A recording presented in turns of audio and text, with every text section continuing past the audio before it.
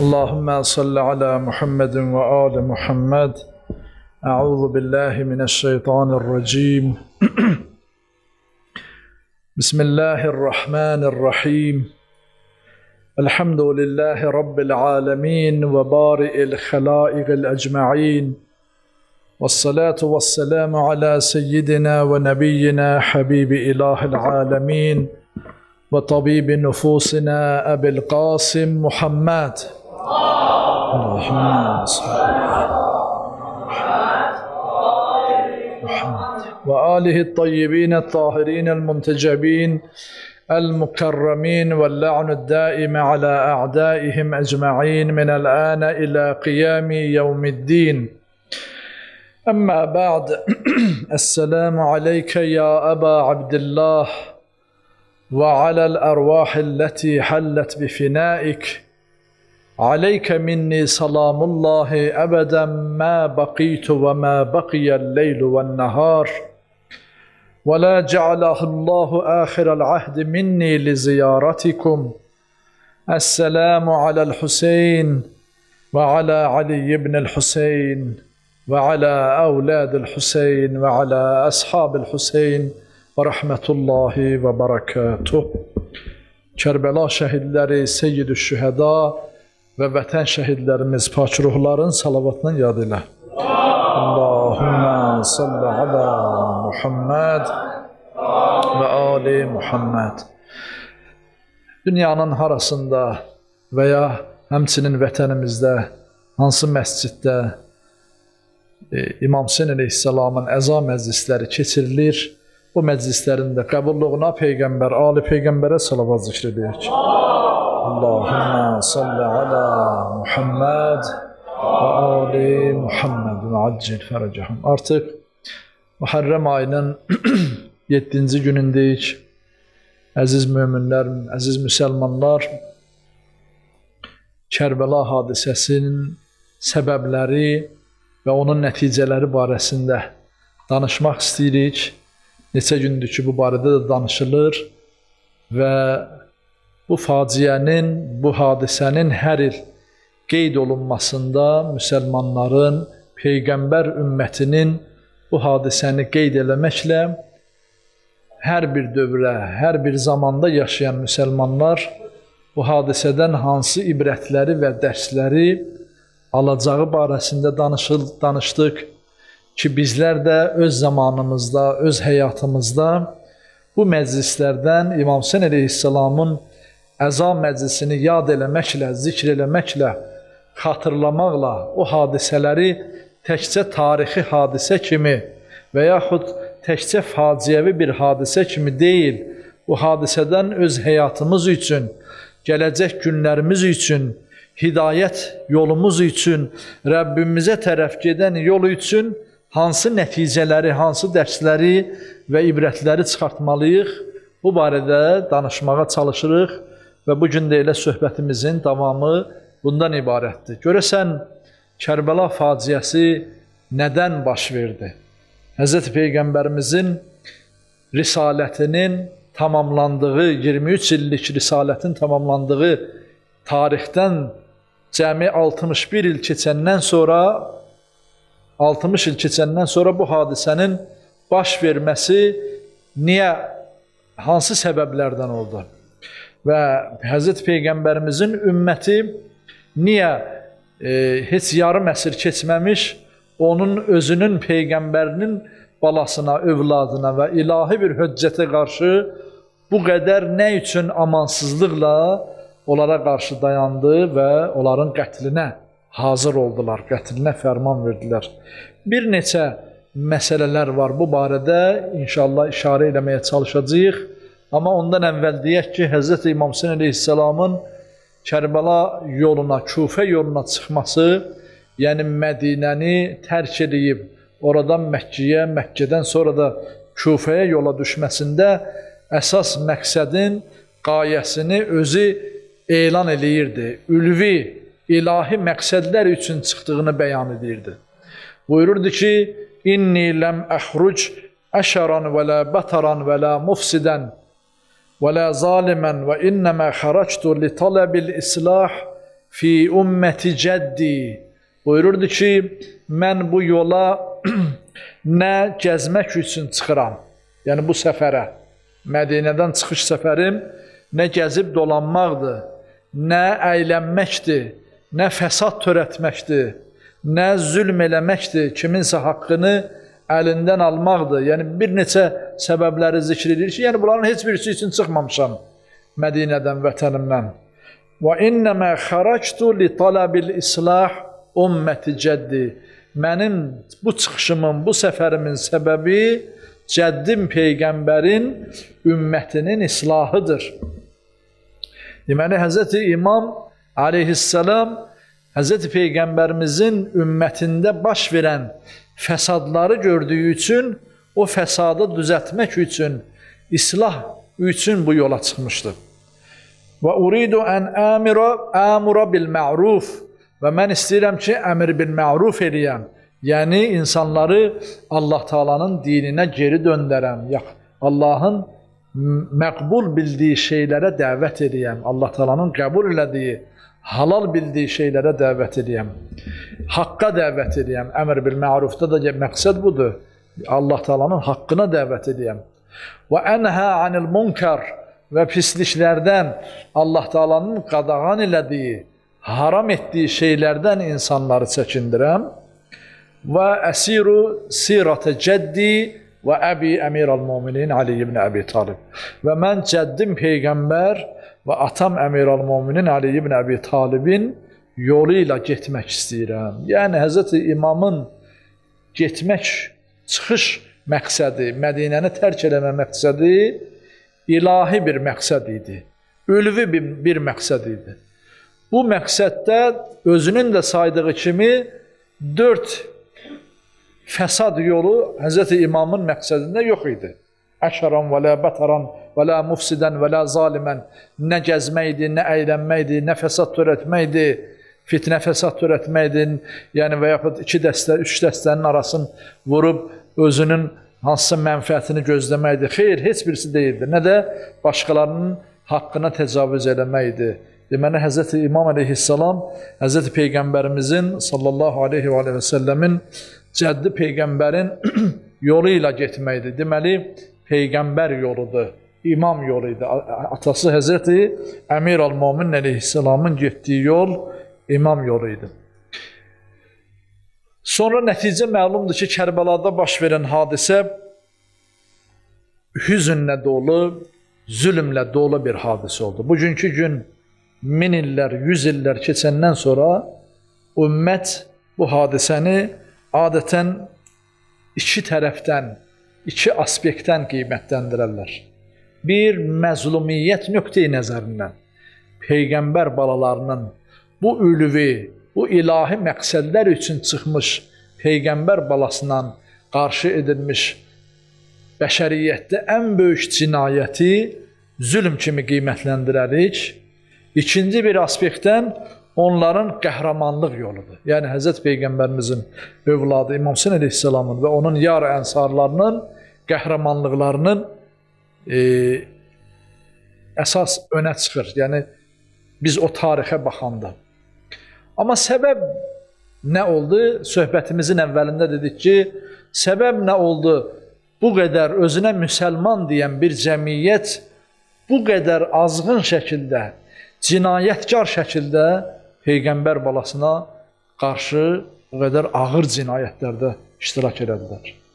Onların nəinki öldürməklə, bədənlərini doğram eləməklə, onların üzərində, Kərbəla şəhidlərinin üzərindən ayaqlarının altı nallı olan atları sürməklə, onların paltarlarını soyundurmaqla, övladlarını, kiçik balalarını əsir almaqla ən ağır cinayətlərə yol açdılar.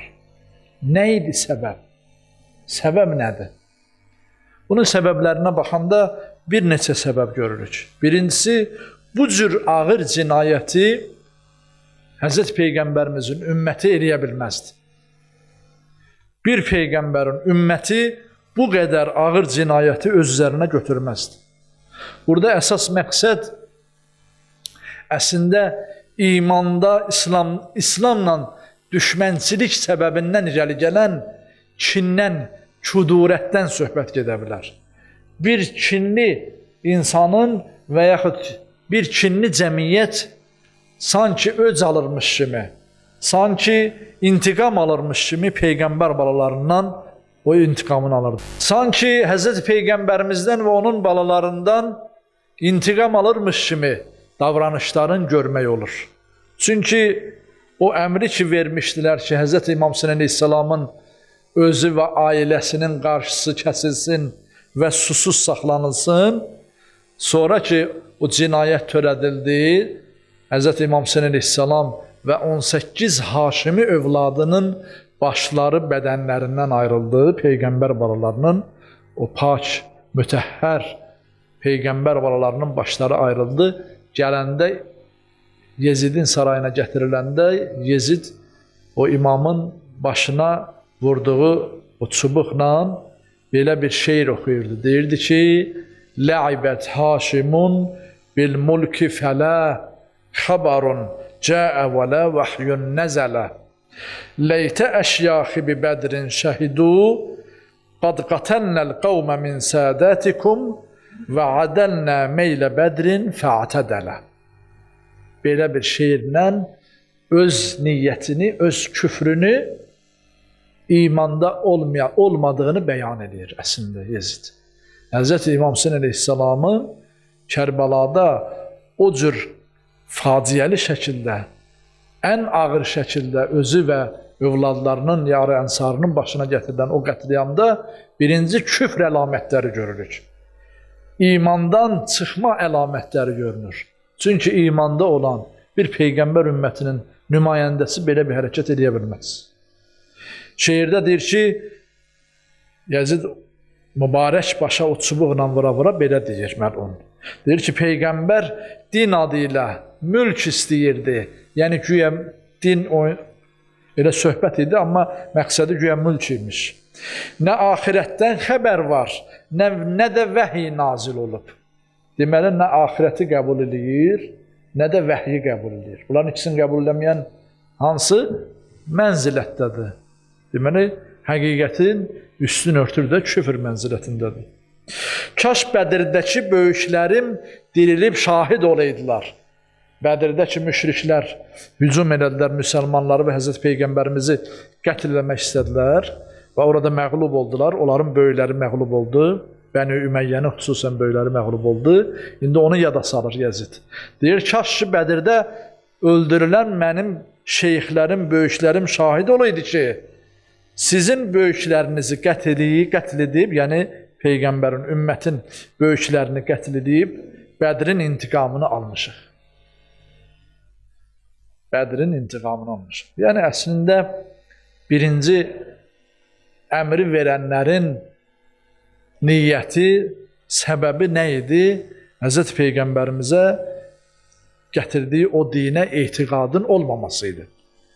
Dinə olan etiqadın olmaması idi. Necə ki, bunların elə babalarının da, hansı ki, öz babası Əbu Süfyan Məkkə ki, fəth olunanda, Həzrət Peyğəmbərimiz hicrətin 8-ci ilində Məkkəni fəth eləyəndə, Məkkə müşriklərin bir qismi, xüsusən Qureyşin böyükləri, Qureyşin böyüklərindən olan Əbu Süfyan məcburən müharibəyə girmək qorxusundan, öldürülmək qorxusundan dildə İslamı qəbul elədi. Ona görə həmin vaxt Həzrət Əmir Əl-Mömin əleyhissalam belə dedi. Dedi ki, hum mə əsləmu və ləkin istəsləmu. Dedi, onlar İslamı qəbul eləmədilər. Onlar əslində Allaha təslim olmadılar. Onlar sadəcə qılınca təslim oldular. Gördülər ki, Həzrət Rəsulullah böyük bir qoşunla, qılıncla gəldilər və canlarının qorxusundan, necə ki Allah Teala da Həzrət Peyğəmbərimizə dedi ki, onlara dedi ki, əntumut tuləqa, siz buraxılmışlardansınız. Yəni, sizi heç bir şey qail almır. Baxmayaraq ki, dildə, zahirdə İslamı qəbul elədiniz, amma siz əslində, onların əslində qəlbən müsəlman olmaqları məlum deyildi. Və eyni ilə də həmin o hadisə, yəni bu hadisə onu da sübut edir ki, onlar İslamı doğru düzgün qəbul eləməmişdilər.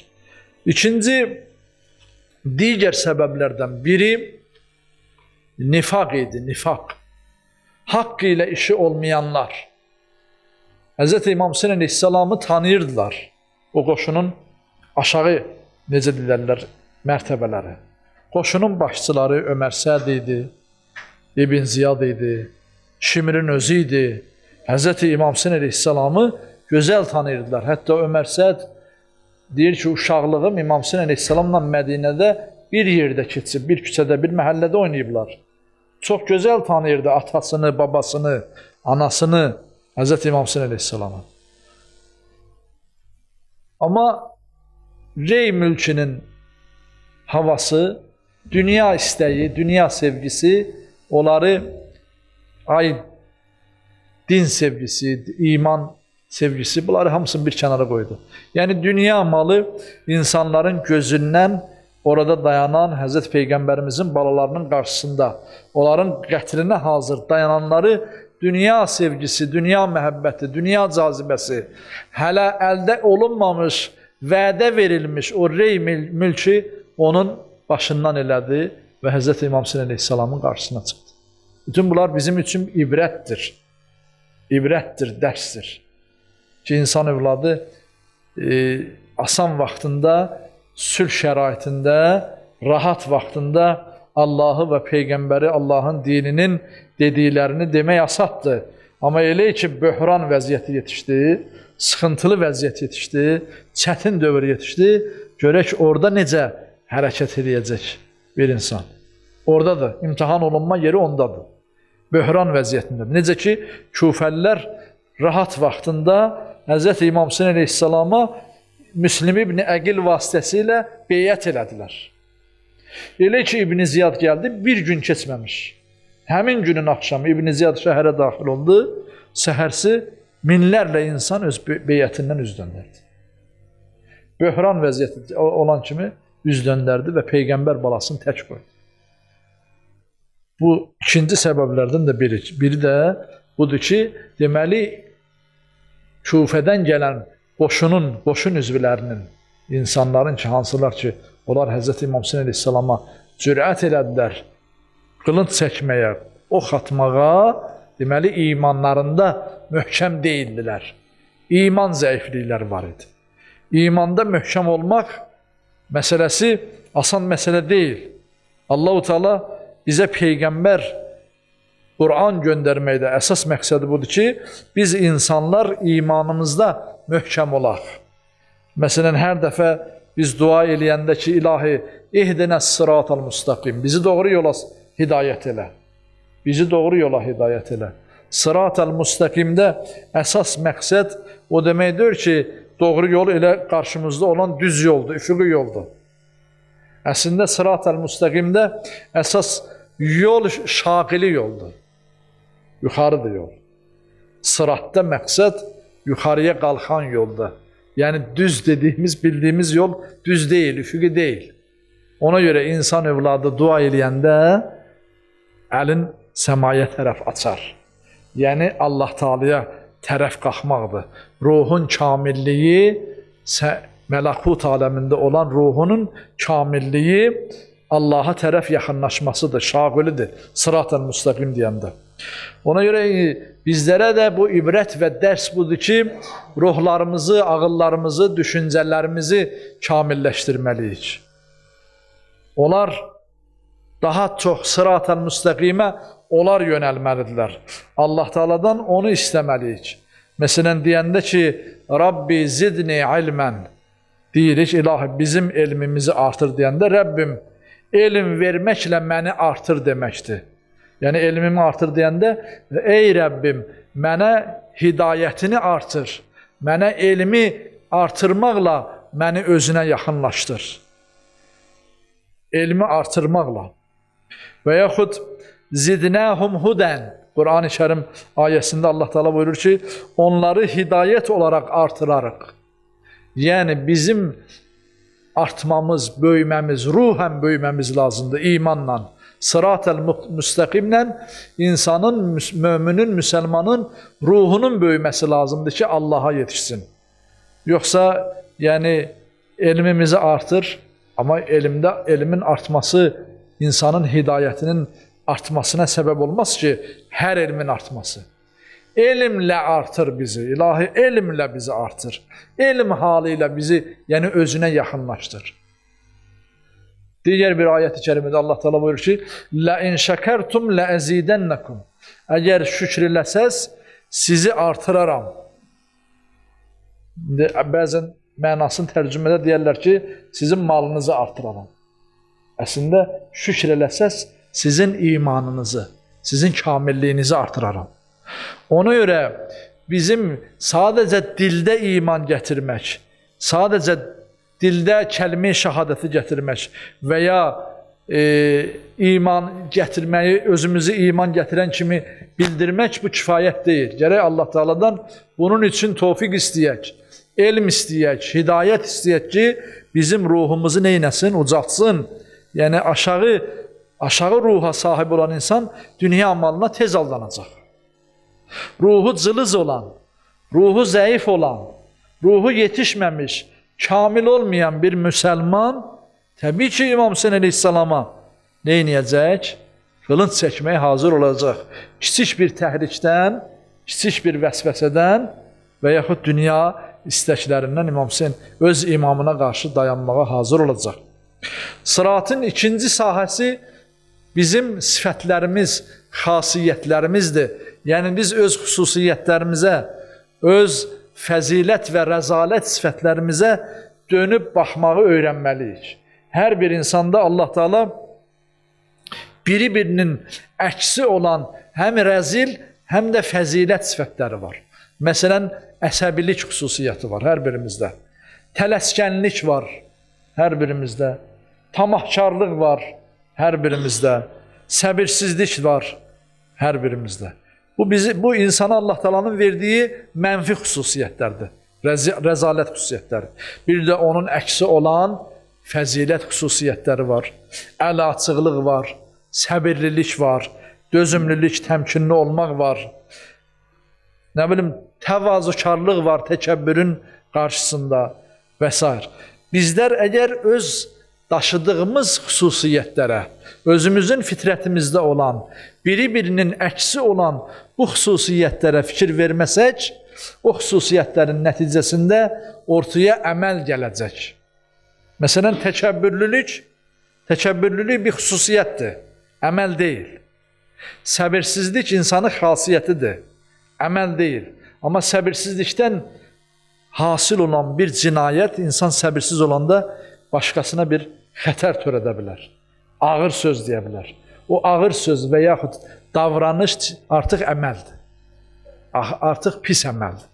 Deməli, xasiyyətdə olan rəzil xüsusiyyətlər elə ki, əmələ keçəndə, əmələ çevriləndə o insanı neynəyəcək?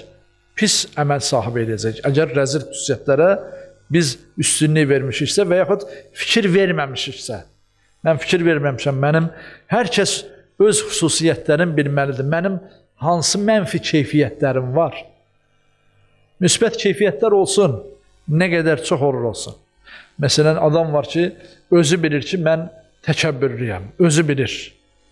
Nə qədər də çalışır ki, əgər müsəlman olsa, mömin olsa, çalışacaq ki, təkəbbürün sındırsın. Çünki təkəbbür şeytanı xüsusiyyətdir. Təkəbbürün nəticəsində özünü bəyənməklə qarşı tərəfə hər hansı bir insanı incidəcək, hərəkət və ya söz deyəcək, əmələ çevriləcək o xasiyyət. Daşıdığımız o xasiyyət enində sonunda əmələ çevriləcək. Tamahkarıq, xüsusiyyət də tamahkarıq. Amma o əmələ çevriləndə bizə artıq geri dönməz bir hala çevrilir. Tamahkarlıq nəticəsində cinayət də eləyə bilərik, oğurluq da eləyə bilərik, başqasının haqqına təcavüz eləyə bilərik. İmam Hüseyin əleyhissalamın başını kəsməyə də hazır olaraq. Təkəbbürlük nəticəsində. Deməli, ikinci ihdinə sıratal müstəqimdə, sıratın ikinci sahəsi xüsusiyyətlərdir. Özümüzün daşıdığımız mənfi və müsbət xüsusiyyətlərdir ki, onlara diqqət eləməliyik və onlardan hansılarına daha çox üstünlük verməliyik ki, biz özümüzü xilas edə bilək. Biz özümüzü rəzil halda hətta Peyğəmbər və əhl-i beytinə düşmən halında olmayaq deyə mütləq özümüzə geri dönməliyik. Özümüzü düşüncələrimizdə diqqət eləməklə əqidəmizdə də diqqət eləməliyik ki, qiyamət günündə bəzən insan olur ki, bu dünyada öz əqidəsinə çox fikir vermir, bilir ki, artıq başqalarının düşüncələrinin təsiri altına düşüb, axara düşüb, axıb gedir başqalarının ardınca. Sifətlərdə tənəzzül eləməyək ki, o tənəzzül, yəni o bayaqki saydığımız xüsusiyyətlər, öz xüsusiyyətlərimizdə, onlarda tənəzzül eləməyək, onlarda əksinə özümüzü inkişaf elətdirək, mənfi xüsusiyyətlərimizi tanıyaq, yəni bilavasitə özümüzü tanıyaq ki, biz müsbət tərəfə inkişaf edə bilək. Biz özümüzü tanımasaq necə Allaha tərəf yaxınlaşacağıq? Birinci iş Allahı tanımaqda, birinci iş özünü tanımaqdır. İnnallaha yahulu beynəl mar'i və nəfsih. Allah Teala buyurur ki, Quran-ı Kərimdə Allah insanın özü ilə nəfsi arasındadır. Allah insanın özü ilə nəfsi arasındadır. İnsan övladı gərək nəfsini tanıya və Allah Teala'nı da onun vasitəsilə tanıya. Özümüzü tanıya bilməsək, mən arafə nəfsəh, fəqad arafə Rabbəh. Kim özünü tanıya bilməsə, yəni özünün müsbət, rəzil və ya fəzilətli sifətlərini tanıya bilməsə, Allah Teala'ya yaxınlaşa bilməyəcək ki. Ruhunu inkişaf elətdirə bilməyəcək ki. Ruhunu artıra bilməyəcək ki. Qaldıra bilməyəcək ki, Rəbbinə tərəf. Ruhunu Rəbbinə tərəf qaldırmaq üçün ihdinəs sıratal müstəqimi Allah Teala'dan istəmək üçün gərək insan övladı özünü tanısın. Ona görə iman bu mənada buyururlar ki, iman üç cür iman var Quran-ı Kərim nöqteyi nəzərindən. Gətirirəm o imana ki, Hz. İmam Hüseyn əleyhissalamın qarşısında dayanmış, Kərbəlada olan özlərini müsəlman adlandıranlar, o insanlar ki, o cinayətə, böyük cinayətə qol çəkdilər, özlərini razı bildilər, görək o hansı imanın dərəcəsindədirlər və yaxud biz özümüz hansı imanın 3 dərəcəsindən hansı birindəyik. Birində Allah-u Teala Quran-ı Kərimdə buyurur ki, Qalətil ə'rabu əmənnə. Bir dəstə çöl ərəbi gəldi Hz. Peyğəmbərimizin yanına. Dedilər ki, ya Rasulallah, biz iman gətirmişik. Allah buyurdu ki, dedi, ya Peyğəmbər, onlara belədir. Qul ləm tu'minu və ləkin qulu əsləmnə. Onlara de ki, siz hələ iman gətirməmişsiniz. Sadəcə biz İslamı qəbul eləmişik, təslim olmuşuq. Deməli, əsləmnə ilə, yəni təslim olmaqla iman arasında fərq var. Bu ayət-i kərimə ilə. De ki, onlara necə ki, Məkkə müşrikləri, Qureyşlər fəth zamanı Əbu Süfyan və onun tayfası belə dedilər. Yəni, müşrik tayfası belə dedilər. Onlar sadəcə əsləmnə, təslim olublar. وَلَمَّا يَدْخُلُ الْإِيمَانِ فِي قُلُوبِكُمْ. O ərəblərə deyir ki, sizin qəlbinizə hələ iman daxil olmayıb. Hələ iman daxil olmayıb, sadəcə təslim olmuşsunuz. Sadəcə əşhədü ən la ilahə illallah demişsiniz, nəyinsə qorxusundan və yaxud hansısa bir mənfəətdən ötürü. Bu bir mərhələ. Deməli, iman, İslamı qəbul eləmək, təslim olmaq hələ iman sahibi olmaq demək deyil. İkinci, bəzi imanlar qəlbə daxil olarlar, amma digər bir Quran ayəsi ilə buyurur ki, ləmmə yədxulul iman. Deməli, elə bu ayətin davamında buyurur ki, hələ iman qəlbə daxil olmalıdır ki, iman sahibi olasan.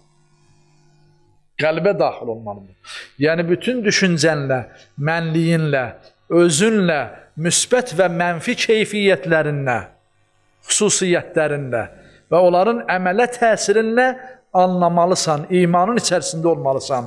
O xasiyyətlərlə imanı qəbul eləməlisən. İman o xasiyyətlərə hopmalıdır. O xasiyyətə hopmadısa, o xasiyyətə bulaşmadısa iman rənginə boyanmadısa, insanın daxili aləmi deməli qəlbə daxil olmayıb, sadəcə dildədir. Ona görə də bu iman hədislərdə var. Yəni müsəlmanların, möminlərin hətta qəlbinə daxil olan iman, bəzən günün bir hissəsi möminin qəlbinə iman daxil olar, digər bir hissəsində iman çıxar. O iman qalıcı olmaz. Hətta o imanın özü də qalıcı olmaz. Bilirsən ki, 1 saat, 2 saat insan özün çox təqvalı hiss eləyər. Hər kəs bunu özündə müşahidə eləyib. Amma bir neçə saatdan sonra, bir hadisədən, qarşısına çıxan bir məsələdən sonra görərsən ki, o 2 saat əvvəlki təqvadan əsər əlamət yoxdur. Ona görə adi insanların, yəni məsum olmayan müsəlmanların, möminlərdən də iman sabit olmaz. Gələr, gedər. Ya özünü, yəni qalıcı olmaz. O qalıcı olması üçün üzərində möhkəm, çoxlu işləməlidir ki, o qalıcı olsun. Və yaxud ən azı günün böyük bir hissəsi onda iman qalıcı olsun. Üçüncü qrup iman sahibi olanlar üçün Allah Teala belə buyurur. Ulaikə kətəbə fi qulubihimul iman və əyyədəhum bi ruhin minh. Buyurur ki, bəzilərinin imanı isə qəlbə vacib olar, yazılar. Allah Teala onların qəlblərinə imanı vacib edib. Daha onların qəlbinə daxil olan iman çıxmaz. Bu məsumlardadır. Bu məsumlardadır ki, onların qəlblərinə daxil olan iman qalıcıdır. Onları heç bir vəcihlə, heç bir hadisə, heç bir Kərbalada olan belə müsibət, ağır müsibət Həzrət xanım Zeynəbi gecə namazından ayaq üstədə qıla bilməsə, oturaq halda alıqoymadı, yəni kənar qoymadı. Onlarda qalıcıdır iman. İndi bizdəki, bizim halımız hansıdır? Birinci və ya ikincidir. Görəsən, təkcə dildə əsləmlə, dildə təslim olmuşuq, yoxsa iman qəlbimizə daxil olub, getsə də, gəlsə də, qalıcı olmasa da, ən azı qəlbimizə daxil olub, bizim qəlbimizdəki, mənəvi aləmimizdə o iman bizdə dəyişiklik eləyə bilir, yoxsa yox? Bax, əsas sual budur ki, biz o imanın hansı dərəcəsinə sahibik? Allah bizi inşallah imanda sabit qədəm eləsin inşallah. Allah Teala bizi bu gecəki gecələrin ehtiramına, Hz. İmam Hüseyn əleyhissalamın və övladlarının ehtiramına bizi imanda sabit qədəm eləsin. İmanda bizi, yəni o kəslərdən eləməsin ki, onlar da İslamı qəbul eləmişdilər. Onlar da namaz qılırdılar. Onlar da Hz. Peyğəmbərimizə və Əhl-i Beytinə salavat göndərirdilər. Sonra, salavatdan sonra dedilər ki, Aşura günü sübh namazında, dedilər ki, durun, oxları yönləndirin, atın Hz. İmam Hüseyn əleyhissalamın xeymələrinə tərəf. Bu gecəsi gecə, Muharrem ayının 7-ci gecəsi, zikri müsibətə inşallah daxil olmaq istəyirik. Hz. İmam Hüseyn əleyhissalamın Kərbəlada özü və ailəsi üçün ən ağır gecələrdəndir. Çünki Muharremin 7-sindən artıq İmam Hüseyn Peyğəmbər balalarına, xeymələrinə su verilməsi dayandırıldı. Yəni, hələ Aşuraya 3 gün qalıb, su verilməsin qadağan elədilər, məlunlar. Qoymadılar, su verilsin. Şiddətli isti, gündüzün istisi, xeymələrdə körpə balalar, qızlar bir neçə saat insan dözə bilir də susuzluğa. Ondan sonra bu balaca balalar başladılar fəryad eləməyə, əl-atəş, əl-atəş. Yandıq, susundan yandıq deyə Peyğəmbər balaları başladılar susuzluqdan fəryad eləməyə. Ona görə Hz. Peyğəmbərimiz, Hz. İmam Hüseyn əleyhissalam o susuzluğun qarşısını almaq üçün, heç olmasa bir yerlərdən su əldə eləmək üçün Hz. Əbülfəzl Abbası təyin elədi, su gətirmək üçün. Söykəndiyi, belini söykədiyi, ən etimad elədiyi o qüdrətli sərkərdəni, o Babül Həvaici dedi ki, sən necə edirsən bu uşaqlara su gətir. Hz. Əbülfəzl Abbas 7-ci günü cəhd elədi, getdi, biraz su gətirdi. Tuluqlarda su gətirdi. Amma çatmır. az bir qabla, az bir alətlərlə su gətirmək o qədər 100-dən çox insana su yetişmir, çatmır. Böyüklər, böyük insanlar, böyük uşaqlar belə Peyğəmbər balaları susuzdur. İndi qalsın ki, Hz. İmam Hüseyin əleyhissalamın körpə balası Həzrəti Əliyə çıxar. Həzrəti Əliyə çıxar, artıq 6 aylıq körpə ateşdən bir an dayana bilmir. Anası gördü ki, Rubab görür balanı saxlaya bilmir, gah verir qızlara, qızlar bəlkə sakitləşdirə. Qızlar sakitləşdirə bilmir, Rüqəyyəyə verir, Fatiməyə verir, Səkinə, bacılarına verir, əmsi qızlarına verir. Bəlkə sakitləşdirələr, sakitləşdirə bilmədilər. Verdi xanım Zeynəbə, Ummu Gülsümə, yenə sakitləşdirə bilmir. 3 gündə artıq susuzdur. Yəni bu gecədən susuzdur. Artıq 3 gündür susuzdur o körpə bala. Aşura günündə Hz. İmam Hüseyin əleyhissalamı çağırdı xanım Zeynəb. Dedi, atamın oğlu, ey əziz qardaşım, ya Əba Abdillah, bizlər yenə biraz dözə bilirik, bu körpə bala dözə bilmir axı. Onun fəryadı biraz da körpələri, xeymələrdəki balaları biraz da incidir. Al bunu apar, bəlkə bu uşağa görə su verərlər. Hz. İmam Hüseyin əleyhissalam aldı körpəni, aldı körpə balanı, gəldi meydana. Dedi, bəlkə bu özünü Peyğəmbər ümməti hesab edən bu adamlar, bu cinayətkarlar bəlkə bu cinayəti eləməzlər. Dedi, mən özüm üçün su istəmirəm. Nə də xeymələrdəki qızlar üçün, gəlinlər üçün, uşaqlar üçün, qocalar üçün su istəmirəm. Heç olmasa alın bu körpəni su ilə sirab eləyin, içirdim biraz su verin bizə. وَيْلَكُمْ أَمَا تَرَوْنَهُ كَيْفَ يَتَلَزَّى عَتَشَا. Dedi, vay olsun sizə, görmürsünüz ki, bu körpə necə susuzluqdan əl-ayaq atır, necə can verir. Deyir, qoşunun içərisində söz-söhbət yayıldı. Vicdanlar oyanmağa başladı. Nə də hansı söhbətdə olunsa, onların vicdanı oyanmadı. Vicdanlar, imanlar üstü örtülmüşdü. Hz.